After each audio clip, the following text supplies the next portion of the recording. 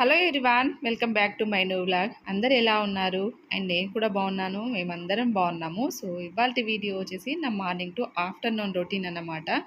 2-3 days నుంచి ఇల్లంతా గందరగోళంగా ఉంది. ఇంకా అందుకనే ఈరోజు కొంచెం ఎర్లీగా లేసి ఇల్లంతా కూడా డీప్ క్లీనింగ్ చేయాలని చెప్పేసి ఈ పని పెట్టుకున్నాను. సో వన్స్ అగైన్ వీడియోకి అయితే లైక్ చేయండి అండ్ సపోర్ట్ చేసిన మీ అందరికీ thank you so much.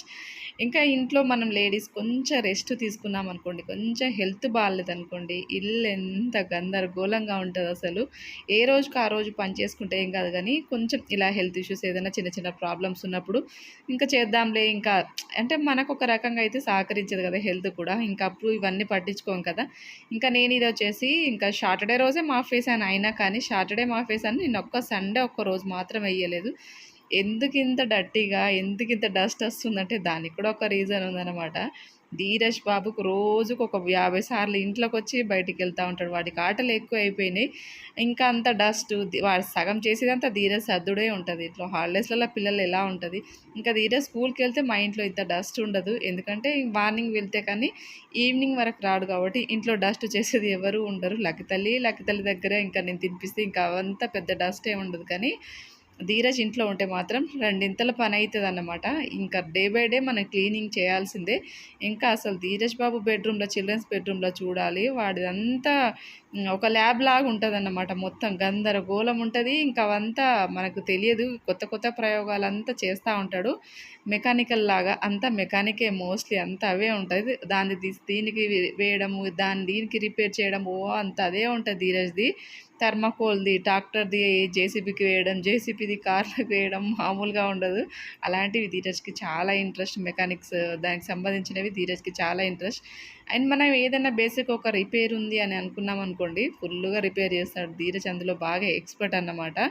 Dheeraj అయితే లేచిండు. ఇంకా ధీరజ్ లేచి ఇంకా కాసేపు ఆడు రిలాక్స్ అవుతా ఉన్నాడు. లక్కితల్లి అయితే ఇంకా పడుకునే ఉంది. మా వారైతే ఇదిగో మాకు తెలిసిన మా కౌన్సిలర్ మా వార్డులో ఒక అన్నయ్య చనిపోయింది అనమాట. మార్నింగ్ లేవగానే ఆ న్యూస్ తెలిసింది. చాలా బాధ అనిపించింది మనసుకి. ఎప్పుడు కనిపించినా కానీ నిజంగా ఎంత బాగా మాట్లాడతారో. హార్ట్ స్ట్రోక్ వచ్చిందంట. ఇద్దరు అమ్మాయిలే పాపం మా అన్నయ్యకి. ఎక్కడ కలిసినా కానీ చాలా బాగా మాట్లాడతారు. నాకైతే అది తలుచుకొని కాసేపు అయితే నా మైండ్ అంతా ఎర్లీ మార్నింగ్ మొత్తం డిస్టర్బ్ అయిపోయింది. చాలా బాధ అనిపించింది నాకైతే. అందులోనూ ఇద్దరు ఆడపిల్లలు. ఇంకా అక్క అయితే పాపం ఎప్పుడు చూసినా కానీ పూజలు పురస్కారాలు అంటూ గల్లీలో అంటే మేము వెళ్తూ ఉంటాం కదా, వార్డులో ఏదైనా పూజలు అలాంటివి ఉన్నప్పుడు, ఫెస్టివల్స్ ఉన్నప్పుడు ఎంత చక్కగా, ఎంత ముత్తైదులాగా ప్రతి పూజలో పార్టిసిపేట్ చేస్తుంది అన్నమాట. ఇంకా అవన్నీ ఊహించుకొని నాకైతే మస్తు బాధ అనిపించింది నిజంగా.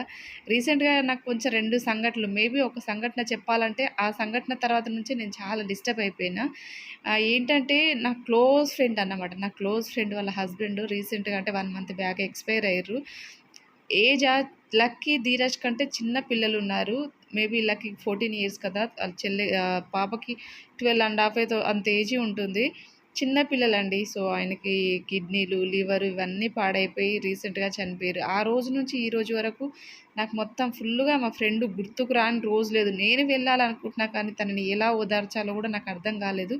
ఆ రోజు వెళ్దామని అనుకున్నా, లక్కీ దగ్గర ఎవ్వరు లేరు. బట్ వెళ్తాను ఈ హాలిడేస్లో ఒక్కసారైనా వెళ్ళి కలిసేసి అయితే వస్తాను.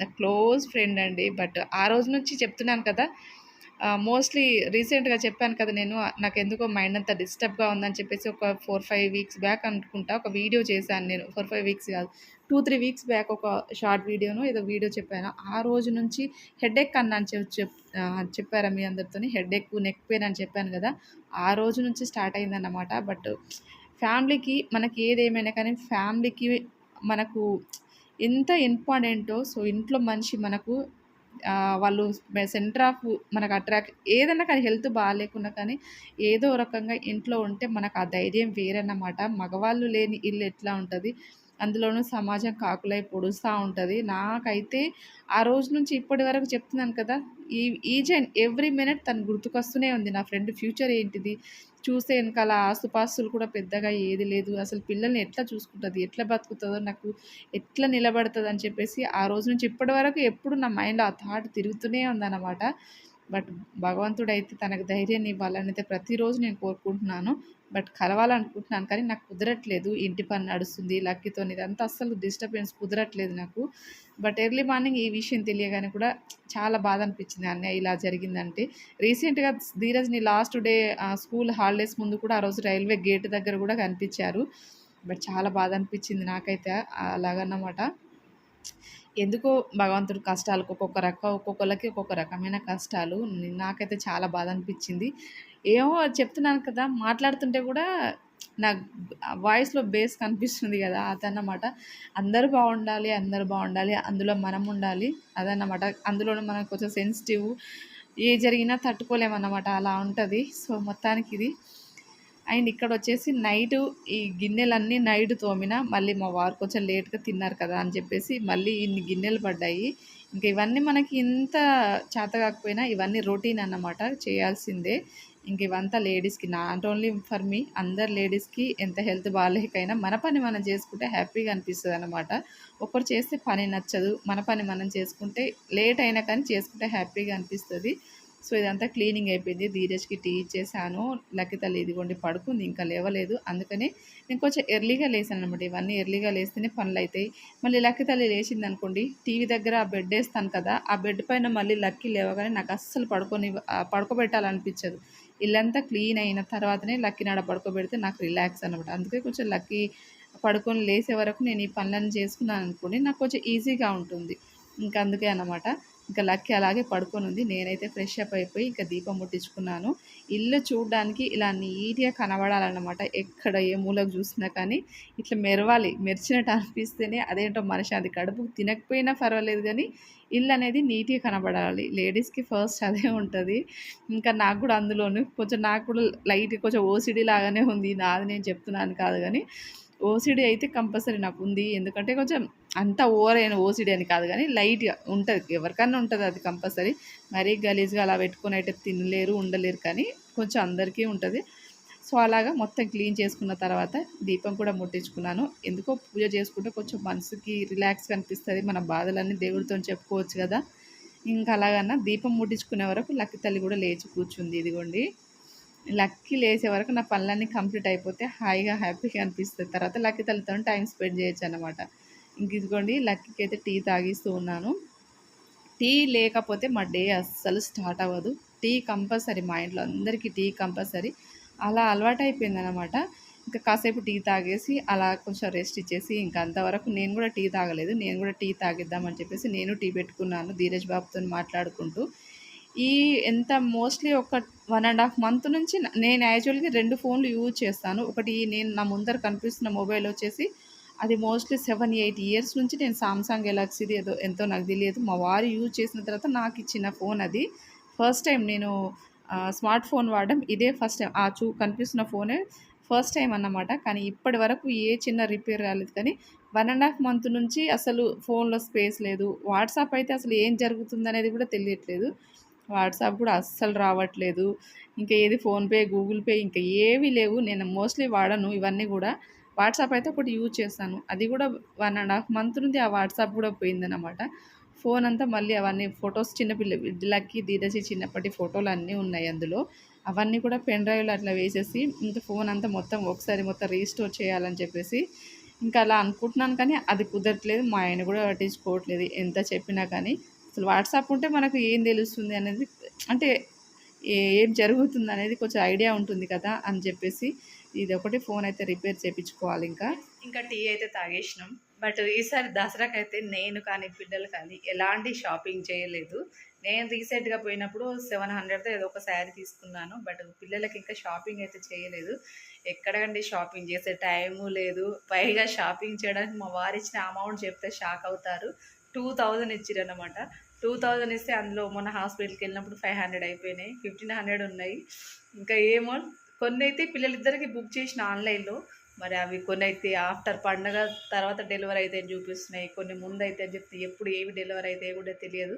ఆ డెలివరీ అయ్యేదాన్ని బట్టి ఏదైనా పిల్లలిద్దరికి ఒక్కొక్క జత అయితే తీసుకోవాలనుకుంటున్నాను. 2000లో ఎవరికొస్తది? ముగ్గురు తీసుకోవాలంటే కుదురుతదా చెప్పండి? నేనన్నా ఎవరికో ఒకరికే వస్తది. ఇంకా అందుకనే ఏమన్నా అంటే డబ్బులు అడుగుతా ఇంటి దగ్గర పని నడుస్తుంది కదా, ఏం తెలుసు నీకు, మనతో మనకు ఎంత అవసరం, ఇప్పుడు బట్టలు కొనకపోతే ఏమవుతుంది, అలా మాట్లాడుతున్నారు అన్నమాట. బట్ ఫైనల్గా ఇంకా పండగ అంటే కొత్త బట్టలు తీసుకోవాలి కదా. ఇంకా ఆయన అయితే ఒకేసారి 20 జతలు 10 జతలు కుట్టించుకుంటాడు. ఏదన్నా వైట్ అండ్ వైటే ఉంటాయి కాబట్టి ఆయనకి ఏమనిపించదు. అదే పండగ అంటే మనకి అట్లీస్ట్ 1 2 అయితే కావాలనిపిస్తాయి కదా. బట్ ఫైనల్గా చూడాలి ఇవి బట్టలు డెలివరీ అయ్యేదాన్ని బట్టి ఇంకా బట్టలు తీసుకోవన్నా షాపింగ్ చేయన్నా వద్దా అనేది అప్పుడు ఆలోచించాలి. కొంత అయితే గొంతు అయితే కొంచెం పర్వాలేదు, మొన్నటికి ఇప్పటికైతే కొంచెం బెటర్గా ఉంది. సో అది అన్నమాట. దసరా షాపింగ్ ఎక్కడ వరకు చేస్తానో ఏం చేస్తానో తెలియదు. చేసిన తర్వాత ఏమేమి తీసుకున్నానో ఇప్పుడు చూపిస్తాను. లక్కీ తల్లి టీ తాగేసింది, లక్కీ ఫ్రెష్ అప్ చేయించాలి. ఇంకా వీలైతే ఈ డెలివరీ అయ్యే బట్టల్ని బట్టి షాపింగ్ చేయాలని అనుకుంటున్నా, చూద్దాం. అండ్ ఫ్రెండ్స్, ఇంకా నేనైతే లంచ్లోకి అయితే టమాటా పప్పు చేశానండి. సింపుల్గా వెల్లుల్లి కారం చేద్దాం అనుకున్నాను, కానీ నైట్ చూద్దామని చెప్పేసి ఇంకా రైస్ అయితే అయిపోయింది. లక్కీ ఫ్రెష్ అప్ చేపిలే, బ్రష్ చేపించి ముఖం కడిగేశాను.